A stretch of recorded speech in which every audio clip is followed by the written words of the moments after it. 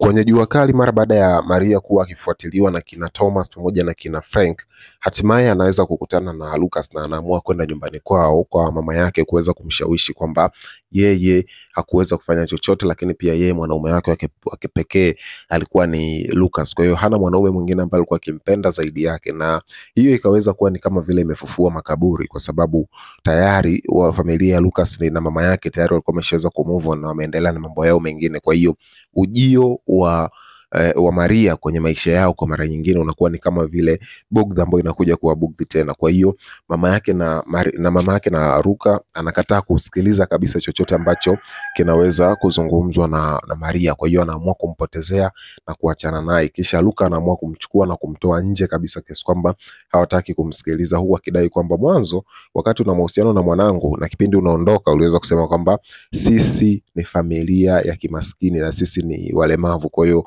huwezi kuwa na sisi tena, ukaamua kuondoka. Kwa hiyo kama uliamua kusema vile, basi endelea kuishi kwenye msingi huo huo. Lakini wakati hilo likitokea, upande mwingine alikuwa ni hospitali, ambapo hospitali hapo alikuwa ni Rebecca, ambaye yeye aliweza kunywa sumu kwa sababu ya Davis, na mara baada ya kunywa sumu kwa ajili ya Davis akawa ameweza kulazwa hospitali. Na walipokuwa wamelazwa pale, ilikuwa ni wakati ambapo Patrick pamoja na Enzo walikuwa wameenda kumtembelea. Kwa hiyo kitendo chao kwenda kumtembelea, wakawa unamuuliza daktari ni hali yake itakuwaje, akaambiwa bado hali yake haijakaa vizuri, lakini atakaa sawa tu hapo baadaye. Basi wakatoka nje ya wodi na kuanza kuzungumza mawili matatu, ambapo Patrick alikuwa akimshangaa sana dada yake Rebecca. Inawezekanaje unakunywa sumu kwa sababu ya mwanaume?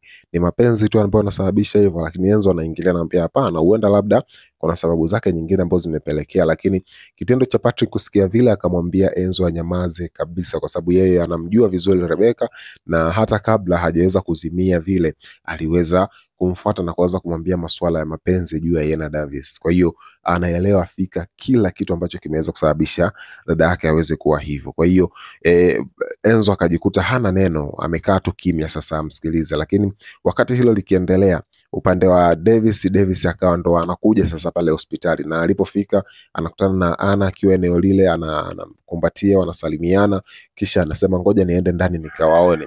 Wakati akienda ndani anakutana na Patrick pamoja na Enzo wakiwa koridoni, ni kama vile wanamsubiri yani, lakini wao walikuwa na stori zao.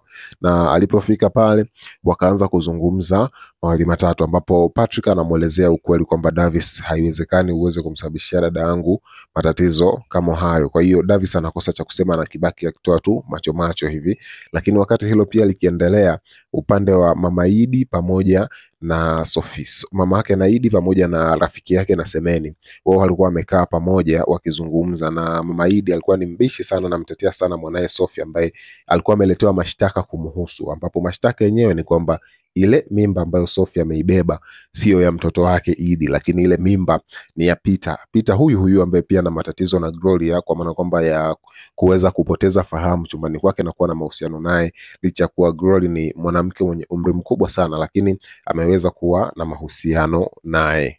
Na hiyo haijatosha, ameweza pia kumbebesha mimba mwanamke wa rafiki yake kwa karibu kabisa ambaye ni Sofia. Kwa hiyo kitendo cha Mama Idi kuambiwa maneno yale, akabaki mdomo wazi, licha kuwa mwanzo alikuwa akimtetea mke wake kwamba haiwezekani kitu kama hicho aweze kukifanya na nini, lakini kumbe ni kweli, na swala hilo akaweza kulithibitisha mwenyewe. Kwa hiyo akajikuta amekosa cha kusema na kumwacha rafiki yake na Semeni akizungumza mwenyewe akijimwaga mwaga. Kwa hiyo episode ya leo ndo ikawa imeishia hapo, kwa tukutane wakati mwingine.